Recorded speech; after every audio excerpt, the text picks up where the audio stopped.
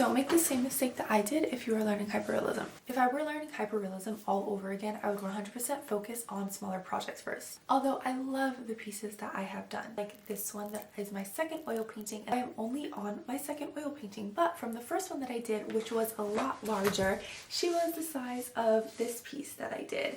And this piece was quite easy, but when you're doing hyperrealism, piece this large is a lot more difficult. So when I did that one, I decided to do a smaller one as my second one, and she is still too large for me. I love both of them, and I enjoyed the process on the first one, and I'm enjoying the process on her. But what I realized when I started this one is that when you jump into such a large scale project, you're tackling all these things at the same time that I have not mastered yet. Like proportions, textures, lighting, details, and it is a little overwhelming.